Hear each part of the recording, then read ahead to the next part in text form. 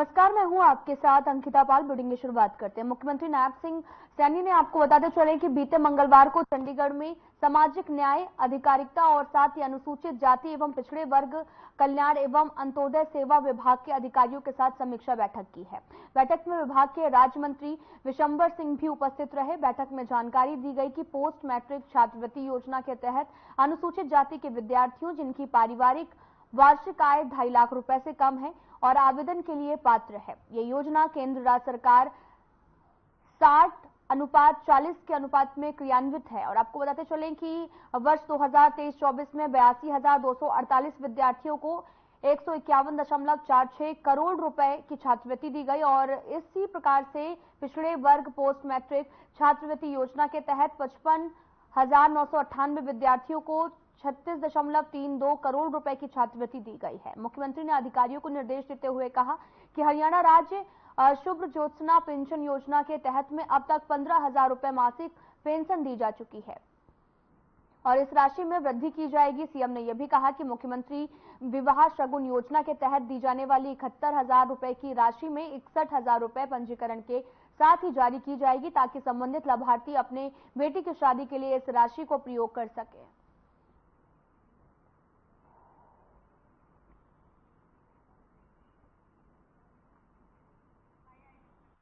आपको बताते चलें कि प्रतिनिधियों ने सीएम ने समीक्षा बैठक भी की है जिसमें सीएम ने योजनाओं के क्रियान्वयन पर चर्चा करते हुए नजर आए। उन्होंने लगातार अधिकारियों के साथ समीक्षा बैठक की जिस दौरान उन्होंने कई तरह की बातें भी कही और साथ ही कई तरह की योजनाओं के क्रियान्वयन से सीएम की ने जो है वो चर्चा भी की है। आप तस्वीरें देख सकते हैं जो कि चंडीगढ़ से हैं जहां पर सीएम ने समीक्षा बैठक की है और इस दौरान उन्होंने कई तरह के निर्देश भी दिए हैं।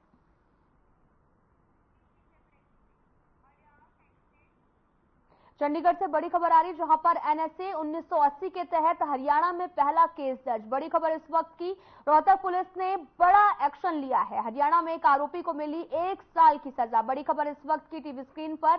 एनएसए के तहत हुई 1 साल की कैद गृह विभाग के एडवाइजरी बोर्ड ने मंजूरी दी है। बड़ी खबर इस वक्त की, एनएसए के तहत हुई 1 साल की कैद, आरोपी पर 20 से भी अधिक मामले दर्ज।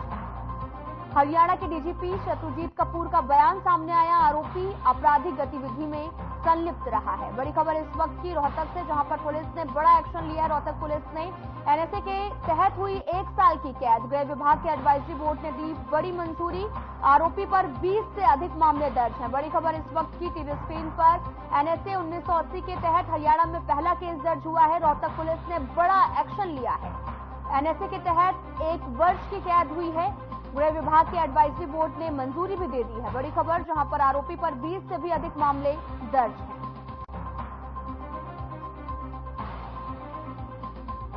रोहतक पुलिस ने बड़ा एक्शन लिया है। एनएसए के तहत 1 वर्ष की कैद हुई है।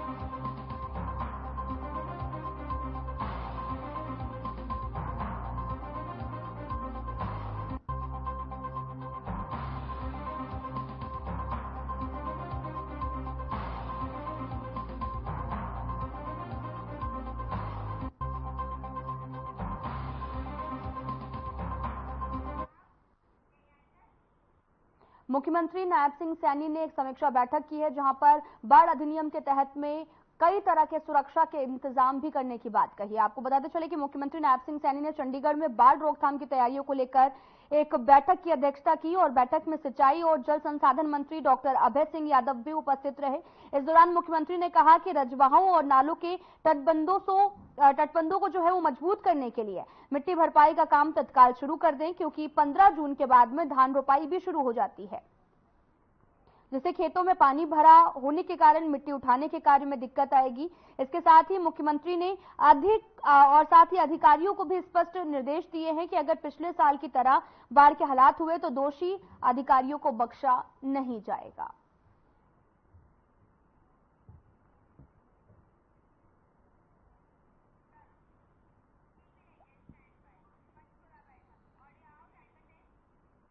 शिक्षा मंत्री सीमा त्रिखा ने पंचकुला के शिक्षा सदन में उच्चतर शिक्षा विभाग की बैठक की अध्यक्षता की है। शिक्षा मंत्री ने आज की बैठक में उच्चतर शिक्षा विभाग के अधिकारियों से उनके सम्मुख आने वाली समस्याओं और सुझावों पर भी विस्तार से बातचीत की। पीएम मोदी के मन की बात कार्यक्रम का जिक्र करते हुए कहा कि जिस प्रकार से पीएम अपने इस कार्यक्रम के माध्यम से 2-3 विषयों के बारे में बात करके उन क्षेत्रों में किसी व्यक्ति द्वारा प्राप्त की गई उपलब्धि की सराहना करते हैं, साथ ही युवा अपने संस्थान के आसपास के क्षेत्र में पौधारोपण के लिए रूपरेखा बनाएं और अपने द्वारा लगाए गए पौधे के साथ में फोटो खींचकर सोशल मीडिया पर अपलोड करें।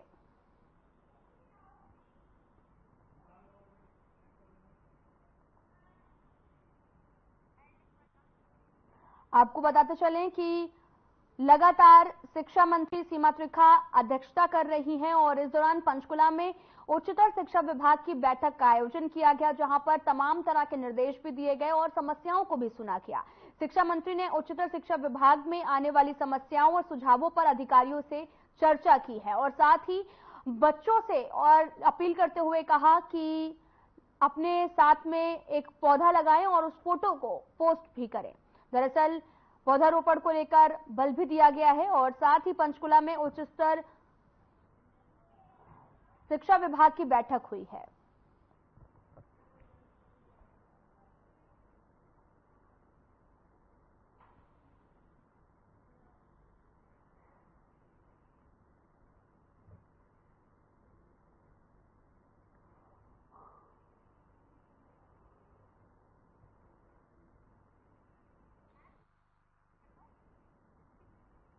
आपको बताते चलें कि पंचकुला में उच्चतर शिक्षा विभाग की बैठक का आयोजन किया गया, जहां पर शिक्षा मंत्री सीमा त्रिखा की अध्यक्षता में बैठक का आयोजन हुआ और इस दौरान शिक्षा मंत्री ने उच्चतर शिक्षा विभाग में आने वाली समस्याओं और सुझावों पर भी चर्चा की है और साथ ही शिक्षा को और कैसे बेहतर बनाया जाए इस मुद्दे पर भी बातचीत हुई। दरअसल शिक्षा मंत्री सीमा त्रिखा की अध्यक्षता में इस बैठक का आयोजन किया गया है। कुरुक्षेत्र के कस्बा शाहाबाद में हरियाणा सरकार के पूर्व मंत्री कृष्ण बेदी को कश्यप समाज के लोग बधाई देने पहुंचे हैं। साथ ही आपको बताते चले कि केंद्र में तीसरी बार मोदी सरकार बनने और हरियाणा के मुख्यमंत्री नायब सैनी और सांसद नवीन जिंदल की जीत पर सभी लोग उन्हें बधाई देने के लिए पहुंचे हैं। साथ ही पूर्व मंत्री कृष्ण बेदी को फूल मालाएं पहनाकर मिठाई खिलाई गई। इस दौरान पूर्व मंत्री कृष्ण बेदी ने बताया कि कुरुक्षेत्र के कस्बा शाहाबाद के गाँव नलवी की टीम ने महर्षि कश्यप की जयंती पर बहुत बड़ा कार्यक्रम आयोजित किया था। उन्होंने महर्षि कश्यप को पुष्पांजलि भेंट की और साथ ही उस समय पूरी बिरादरी और समाज ने विश्वास दिलाया था कि नवीन जिंदल और साथ ही नरेंद्र मोदी नायब सिंह सैनी का पूरा साथ देंगे।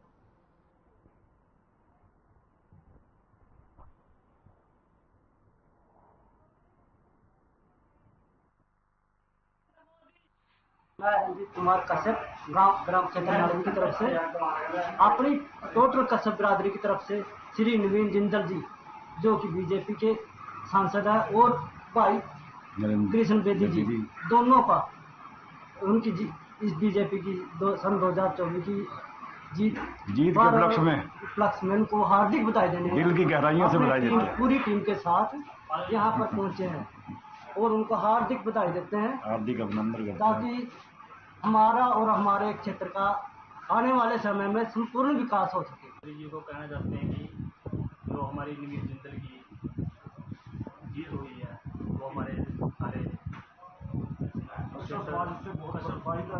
जी बहुत प्रसन्न है और मंत्री जी को विशेष बधाई देना चाहते हैं। उसके लिए हम मंत्री जी को बधाई देना चाहते हैं। और जगत गुरु हैं महर्षि कश्यप जी महाराज को पुष्पांजलि मैंने भेंट की। तब सारी बिरादरी ने, जितने नौजवान थे, महिलाएं थी, युवा थे, सभी ने एक मुफ्त विश्वास दिलाया था कि इस बार कश्यप बिरादरी डट के नवीन जिंदल जी का, नरेंद्र मोदी जी का, नायब सिंह सैनी जी का हम साथ देंगे। और हमें बहुत खुशी है जो नरेंद्र मोदी जी की योजनाएं थी गरीब के लिए, चाहे वो घर में नल से जल की बात थी, चाहे उज्ज्वला का कनेक्शन था, चाहे गरीबों को पिछले 5 साल से अनाज जहां पर पिछले कई महीनों से धीरधोका गांव में धरने पर बैठे सैकड़ों किसान लघु सचिवालय उपायुक्त धीरेन्द्र खडगड़ा के कार्यालय पहुंचे हैं और जहां पर उनसे मुलाकात कर प्रबंधन निर्देशालय HSIIDC के नाम पर डीसी को ज्ञापन भी सौंपा गया और मुलाकात के दौरान बकौल किसान उपायुक्त धीरेन्द्र ने भी भरोसा दिलाया कि उनकी इस मांग पर गौर किया जाए। जब इसके बारे में किसानों से बातचीत की गई तो उन्होंने भी कहा कि डीसी ने भरोसा तो दिलाया है, लेकिन उनके भरोसे से वे पूरी तरह से संतुष्ट नहीं है, इसलिए उनका धरना प्रदर्शन आगे भी जारी रहेगा और जो भी किसानों की कमेटी बनाई गई है वे कोई बड़ा फैसला ले सकती है।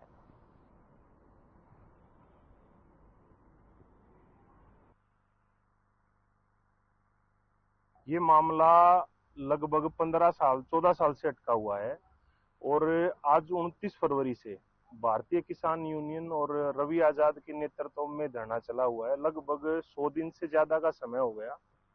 आज डीसी साहब से इनकी मांगों को लेकर बात हुई कि भाई 25 लाख रुपए जो इनका बकाया है और जो एक एग्रीमेंट अनपढ़ लोगों के साथ इंग्लिश में करवाया गया और इनको पढ़कर सुनाया भी नहीं गया, एक तो वो निरस्त हो, मुख्य जो मांग थी, और 25 लाख रुपए जो इनका पिछले मतलब 12 साल से जो रुका हुआ है, वो पिछले 9 जून को किसानों की एक बहुत बड़ी महापंचायत थी जिसमें ये निर्णय था कि HSIDC का जो कार्य चल रहा है उसको किसान 9 तारीख को बंद करेंगे। लेकिन पंचायत चलते दौरान में SDM साहब, तहसीलदार साहब, DSP साहब और सरकारी अधिकारी वहां पहुंचे और किसानों से 2 दिन का टाइम मांगा कि भाई आपकी 11 तारीख को DC साहब से मीटिंग है।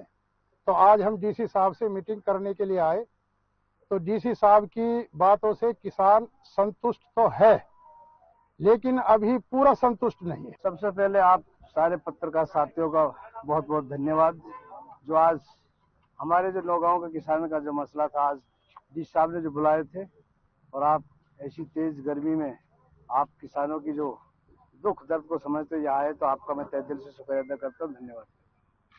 देखो हमारे जो नौगांव के किसानों के साथ एक तो मैं पहले आपको एक चीज बता दूं, आप लोग मुझे नेता समझते हैं, मैं नेता बाद में हूँ, पहले मैं नौगांव का किसान हूँ। आज मैं किसानों के साथ खड़ा हूँ और मैं किसान हूँ। जो हमारे साथ जो आज तक कोई भी सरकार आई है, चाहे कांग्रेस की हो चाहे बीजेपी की हो, हमारे नौगांव के किसानों के साथ सबने पानीपत से है जहां पर समलखा में स्थित सब्जी मंडी से सब्जी लेकर लौट रहे युवक के गले से सोने की चेन स्नैचिंग की घटना को अंजाम देकर बदमाश बेखौफ फरार हो गए हैं। आपको बताते चले कि पीड़ित युवक ने घटना की शिकायत पुलिस से की है। वहीं पुलिस का कहना है कि जल्द ही आरोपियों की पहचान कर ली जाएगी, बदमाशों को गिरफ्तार भी कर लिया जाएगा। वहीं मामले को लेकर पीड़ित आशीष डांडा ने भी जानकारी देते हुए बताया कि बाइक पर सवार अज्ञात बदमाशों के पीछे से मेरे गले में करीब 5 से 6 तोले की सोने की चेन झपटकर तेजी से फरार हो गए हैं। दोनों बदमाशों ने हेलमेट पहन रखा था, जिसको लेकर पुलिस को लिखित शिकायत दी गई है।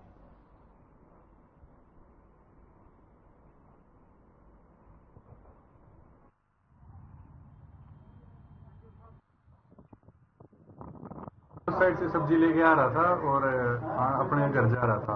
रास्ते में मुझे पता नहीं लगा, पीछे से 2 बाइक वाले आए और चैन स्नैच करी थी। कितने तोले की चैन थी? वो होगी 5-6 तोले। किस टाइप के लड़के थे? बाइक पे थे, बुलेट पे थे, हेलमेट लगाए थे? नहीं, अपाचे बाइक थी, वाइट कलर की। हेलमेट लगाए हुए थे? हाँ, दोनों हेलमेट लगाए हुए थे। फिर किस साइड भाग गए? उस साइड सामने इधर से भाग गए। हाँ, पानीपत साइड भाग गए। आपने शोर मचाया होगा, हल्ला किया होगा? नहीं, इतनी देर में तो भाग गई। पुलिस को शिकायत दी आपने? हाँ, दे। कितने का नुकसान हुआ लगभग? 5 लाख का।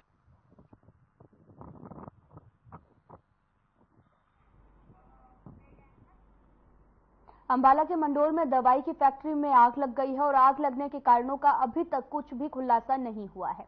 साथ ही आपको बताते चले कि आग की लपटें इतनी तेज हैं कि आग पर काबू पाने की कोशिश लगातार जारी है। साथ ही आग बुझाने के लिए दमकल की कई गाड़ियां मौके पर मौजूद रही।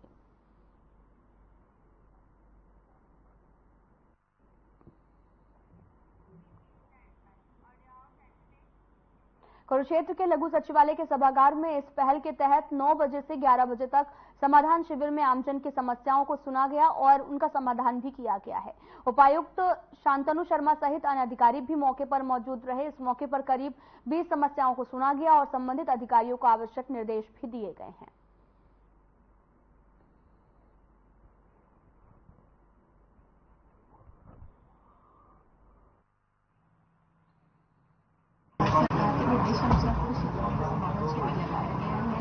जिसमें कि सभी विभाग के अधिकारी मौजूद रहे और तकरीबन 7-8 शिकायतें अभी तक आ चुकी है समाधान शिविर में।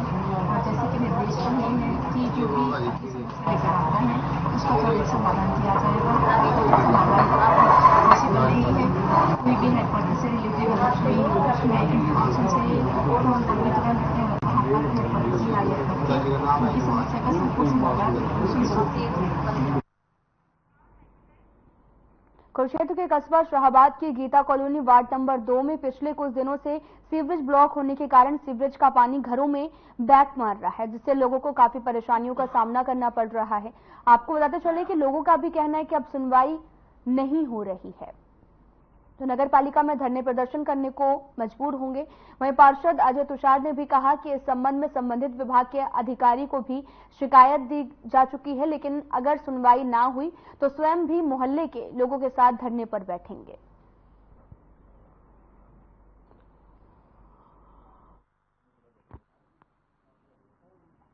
हाँ, मेरे नॉलेज में है बात, ये कई दिनों से मैं ढूंढ दिया है उनका, लेकिन मैंने ये बात उनको रामजीलाल जी को परसों भी करवा दी थी, लेकिन कोई सुनवाई नहीं हो रही है और पानी बहुत ज़्यादा उनके घर पे अंदर आ चुका है।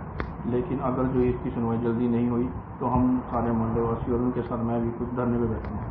तो करता हूँ मैं सर, और सवेरे मैं उनके घर भी जाके आया था, परसों भी मैं उनके साथ ही था। परसों मैंने बुला के सीवरेज वालों को खुलवाया भी, लेकिन काफ़ी प्रयास करने के बाद भी वो खुला नहीं, लेकिन उन्होंने कहा था कि बड़ी मशीन लगा के उसको खोल दिया जाएगा। अधिकारी उसके बाद अधिकारी का कोई फोन नहीं आया और ना ही उसका सफाई। आज मेरे रामजीलाल से बात हुई है, वो कह रहे दोपहर बाद हम आएंगे उसको साफ करके चले। हमारे को दिक्कत ये आ रही है, ये सीवरेज का पानी बैक आ रहा है हमारे घर, रसोई तक जा रहा है। हमारा टिफिन का काम है, हम या खाना बनाएं या फिर इनको संभालें। सारा दिन हम इसी पानी में लगे रहते हैं, कभी पानी निकालते हैं, कभी कुछ करते हैं। खाना कौन लेगा? हम तो बड़े परेशान है, धोने से परेशान है, फ्लश जाने जाते नहीं, हम लोगों के घर जा रहे हैं। अब इसका क्या करें? हम तो कभी किसको फोन करते हैं, एमसी को फोन करते हैं, वो ना फोन उठाता है या स्विच ऑफ कर देता है। कितने 5-6 दिन हो गए ऐसे ही हो रहा है। तो एमसी क्या कहते हैं? एमसी कहते हैं बस आ रहे हैं, हम अभी आ रहे हैं, हम फोन कर दिया, अभी आ जाएंगे, कोई आता ही नहीं यहाँ पे। तो क्या कार्रवाई करते हैं? बस कार्रवाई का हमारा तो पानी निकलना चाहिए। कार्रवाई हम ये कहते हैं कि या तो सीवरेज खुलवाए जाए, अगर सीवरेज नहीं खोलते तो हम तो कमेटी में जाके धरना देंगे। सर, हमारे घर में सीवरेज का पानी आ रहा है जी 3-4-5 दिन हो गया, बहुत ज्यादा।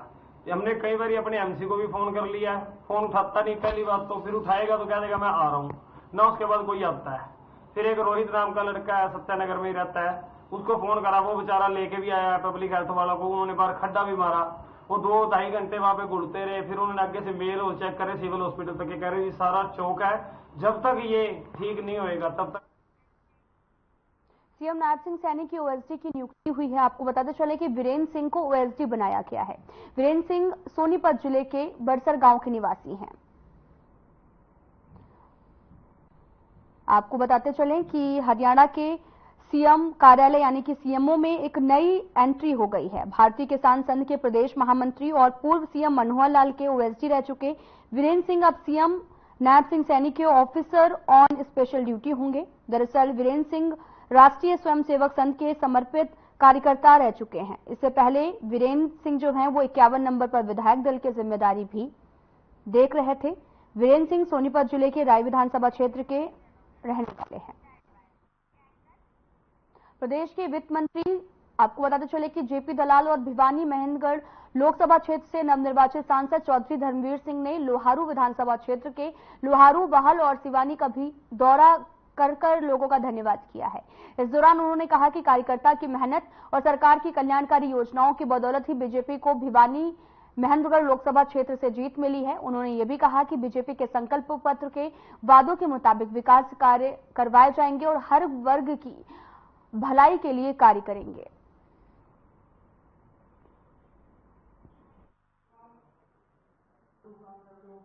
लोहारू कार्यालय के अंदर हमारे नवनिर्वाचित सांसद धर्मवीर जी के साथ कार्यकर्ताओं का धन्यवाद किया और आप देख रहे हैं कि कार्यकर्ताओं के अंदर बड़ी खुशी की लहर है। हजारों की संख्या में कार्यकर्ता यहाँ मिले हैं और हमने इनको धन्यवाद भी किया और अगले चुनाव के लिए कमर कसने के लिए कहा, क्योंकि 2-3 महीने के बाद फिर चुनाव आ रहा है और निश्चित तौर पर आने वाले चुनाव में हरियाणा के अंदर भारतीय जनता पार्टी की सरकार बनेगी और उसमें बिहार के लोगों का हिस्सा उस सरकार में होगा। देखिए, अब मैं फिर उसी बात को दोहराता हूं जो चुनाव से पहले दोहराता था। देश में तीसरी बार मोदी जी प्रधानमंत्री बने हैं और हमें सबसे बड़ा फायदा ये है कि केवल 5 लोकसभा की सीट हमने जीती हैं, 5-10 में से, और हमें 3 वजारत मिली हैं, 3 मंत्री, माननीय मनोहर लाल जी, राव साहब और कृष्णपाल गुर्जर। 15% संविधान के हिसाब से मंत्रिमंडल बनता है, लेकिन हमें 60% से भी ज्यादा हिस्सा मिला, इसलिए हमें हिस्सा मिला ज्यादा। और ऐसे ऐसे मंत्रालय मिले हैं जिसमें बहुत ज्यादा जरूरत है। शहरी विकास मंत्रालय को देखें तो गरीब को जो घर देखना है, चाहे गांव में हो शहर में हो। एनसीआर का मुद्दा बहुत बड़ा था, वो भी अब पूरी की बजाय माननीय मनोहर लाल जी के पास आया है।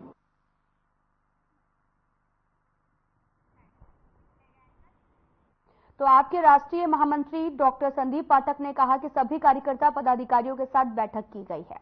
कार्यकर्ता और पदाधिकारियों को कहा गया कि वो लोगों के बीच में जाएं, विधानसभा चुनाव की तैयारी शुरू करें। संदीप पाठक ने यह भी कहा कि कुरुक्षेत्र में सबके सहयोग से चुनाव लड़ा गया है। लोकसभा के लिए गठबंधन था और आगे का फैसला केजरीवाल जी करेंगे। आम आदमी पार्टी पूरी तरह से चुनाव को लेकर तैयार है। कंगना मामले पर भी पाठक ने कहा कि दुर्भाग्यपूर्ण है जो उनके साथ हुआ है। चुनाव के बाद आज पहली बार यहाँ पर मिले और लोकसभा के जो नतीजे हैं उसका रिव्यू किया। यहाँ पर संगठन के लोगों के भी जो अपने फीडबैक थे कुरुक्षेत्र के चुनाव को लेकर, उस पर डिस्कशन हुआ। मोटा मोटे इस देश ने अपना वर्डिक्ट दिया है और ये वर्डिक्ट जो है वो बड़ा स्पष्ट है। ये वर्डिक्ट स्पष्ट है कि देश ने प्रधानमंत्री नरेंद्र मोदी जी को ये क्लियरली संदेश दिया है कि भाई हम आपसे सहमत नहीं है। जो सरकार 400 पार करने का दावा कर रही थी, आज वो अपना बहुमत तक पूरा नहीं कर पाई है। इससे ये बड़ा स्पष्ट है कि मोदी जी जो भी तानाशाही से काम कर रहे थे उसको देश ने, जनता ने नकार दिया है। अगर मैं दूसरी बात करूं कुरुक्षेत्र की, तो कुरुक्षेत्र में जिस तरीके से चुनाव लड़ा गया, माननीय गुप्ता जी चुनाव लड़े इंडिया अलायंस की तरफ से, कांग्रेस के साथी भी सपोर्ट किए और सबके सपोर्ट से, सहयोग से सीट पर पूरी ताकत से चुनाव लड़ी गई और चुनाव के नतीजे अगर आप देखेंगे तो लगभग 19-20 हजार से सीट रह गई।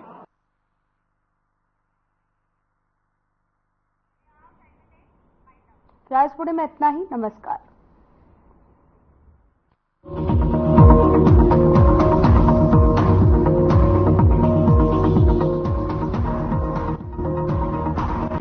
Hey mom, hey, look, I can download